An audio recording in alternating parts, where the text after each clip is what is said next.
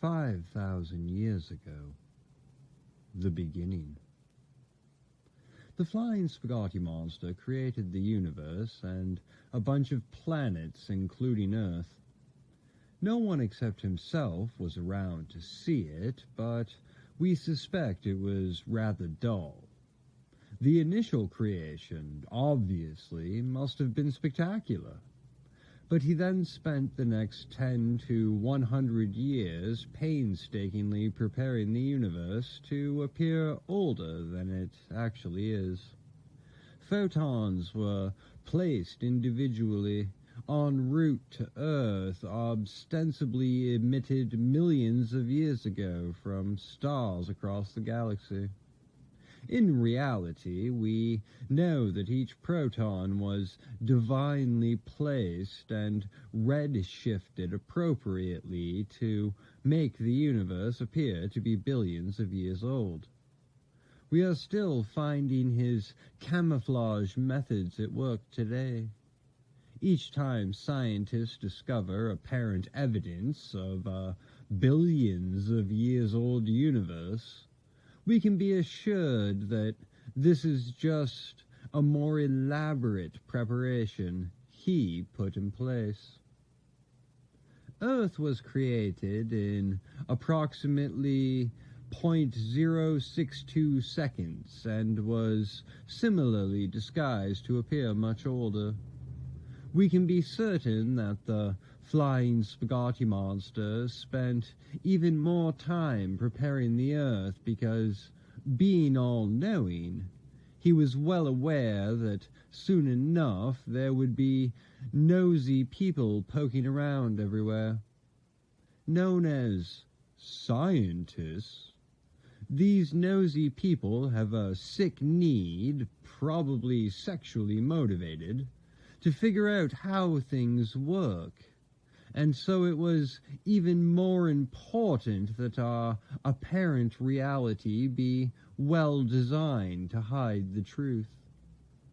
Our noodly creator then placed fossils hidden under the Earth's surface, knowing that they would later be found, thus seemingly proving that these creatures existed some time ago.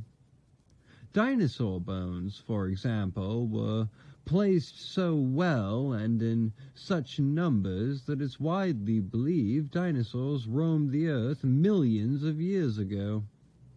Interestingly, dinosaurs did exist, but not millions of years ago, because how could they have existed before the Earth was even here?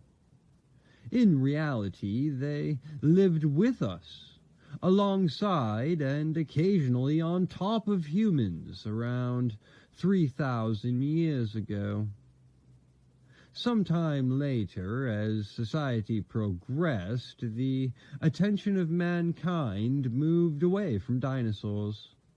By now they had been conquered and placed under the control of men for work and play. And instead man turned to philosophical thought. The question of our origins came up, and it was decided, based on the apparent natural evidence, that all creatures had evolved from a common ancestor over time some millions of years ago. 2,500 years ago. The golden age of pirates. What happened next is still a mystery. Mankind, up until this time, had been successfully duped by the flying spaghetti monster, wrongly believing that natural explanations could explain our origins. One would think that the flying spaghetti monster himself would be pleased by this, as he had gone to so much trouble disguising his creation. But for whatever reason, he felt the need to expose the truth to us. This was the date, some 2,500 years ago, that he first revealed his noodly appendage to us, showing us the way. From this point on, those who accepted his message knew that we were to live a certain way. On the water in great wooden ships, loaded with grog, swag, and, hopefully, wenches. This was his will, and so it was done. Unfortunately, many of the details from this era are lost to us, possibly because many ships sank due to overloading. Swag is very heavy, and these, the first Pastafarians, showed less than 100% perfect judgment, having drunk too much grog. What we do know, though, is that this was the golden age of the pirate lifestyle.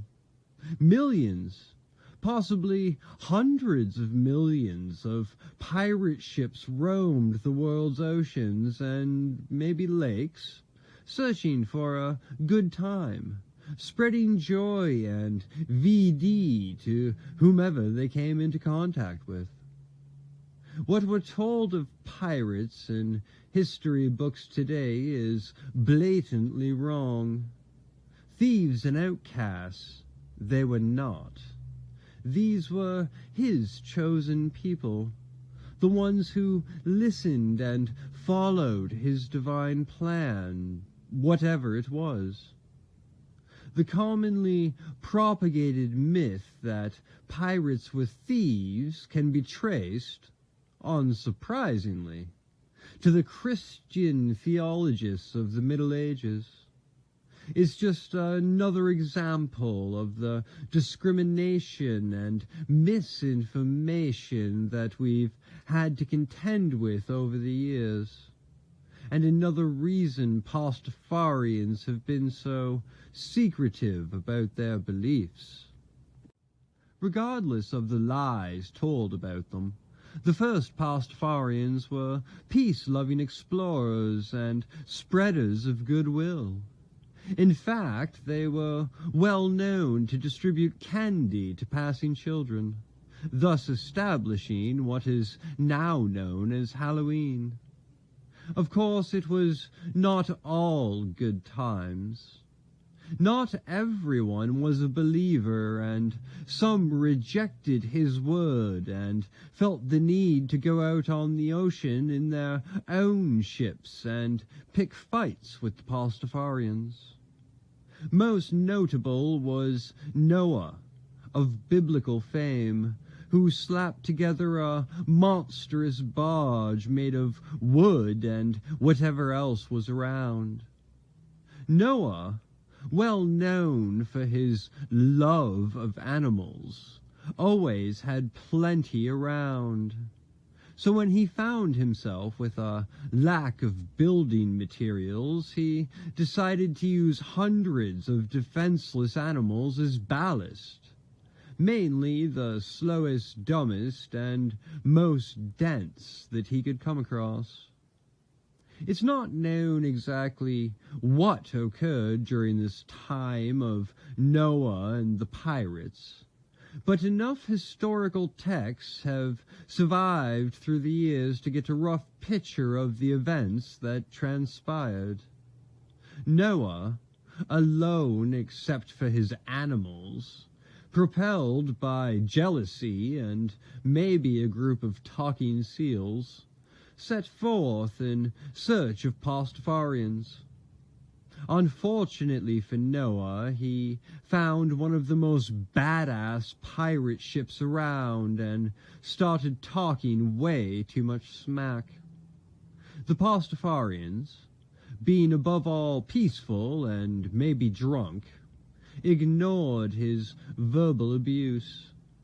It was only when Noah, ever the dick, physically attacked the Pastafarian ship by hurling the pointiest of animals that the Pastafarians took notice. We are told that the largest, scariest of the Pastafarians swam or maybe just jumped from ship to ship. They were that powerful, and they confronted Noah.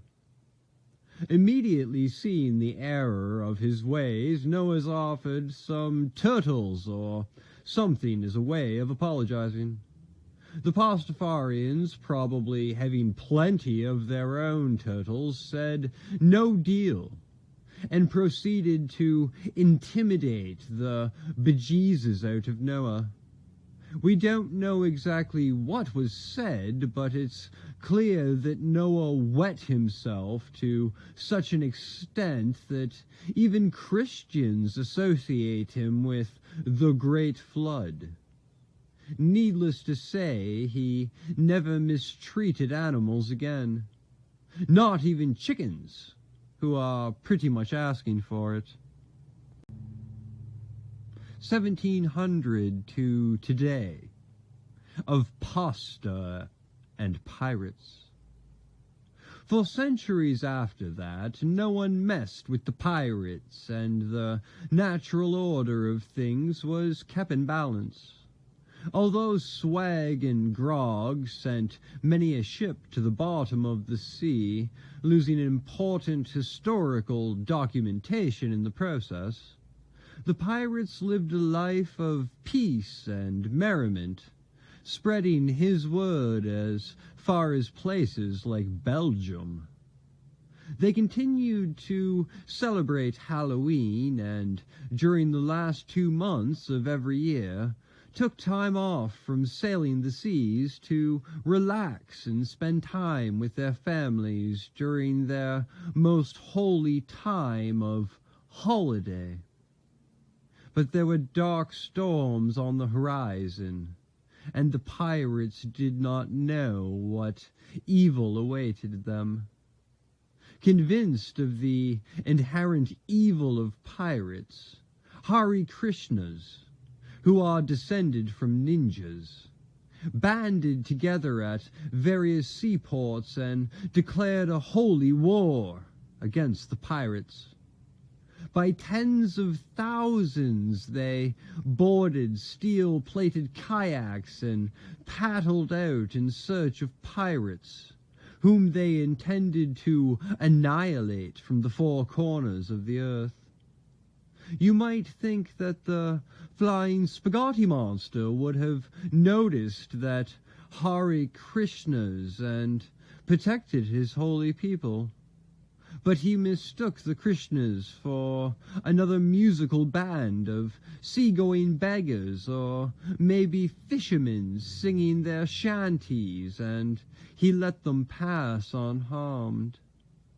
As the first Krishnas arrived at the pirate ship on Halloween, the pirates mistook them for overtly dedicated trick-or-treaters.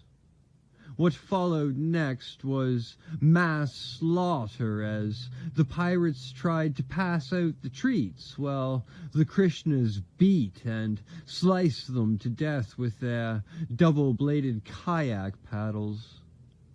Sadly, this pattern was repeated several times that day. The next year was even worse. Eventually, the pirates retreated to hidden coves where they could keep a lookout for the bloodthirsty Krishna bastards. Was there something in the Krishna's singing that blinded the pirates to their evil? We may never know. And while mainstream education tells us that pirates were hunted down because they were thieves or killers, this is largely a misinformation campaign propagated by the Krishnas and many of the other religions that banded together to begin their systematic assault on the pirates' warship of the flying spaghetti monster. Hunted nearly to extinction, the pirates were indeed quite pissed off for several centuries, and the textbooks reveal every detail of the looting and pillaging, but are suspiciously quiet about the fact that pirates were well known for passing out candy to children.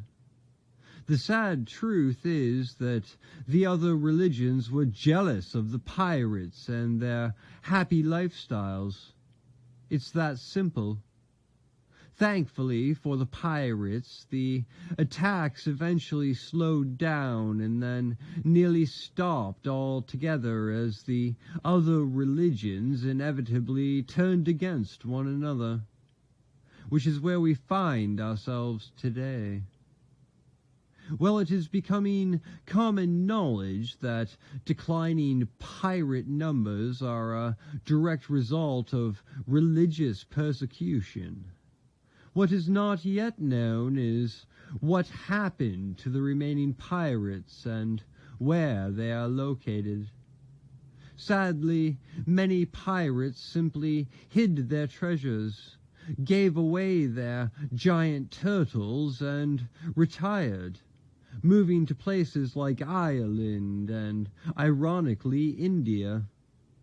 Others hid out in the Straits of Malaysia, while some formed well-known sports franchises. What is little known about our mythical forerunners is that in addition to hiding treasures, pirates sought to conceal their religious texts. In fact, the treasure was included largely to ensure that others would go out and look for these documents in the future, during more tolerant times. On this count, the pirates were wildly successful, as there are still treasure hunters searching for ancient pirate loot. Unfortunately, many of our original texts have been lost, as their importance was overlooked, being mistaken for recipes in some cases.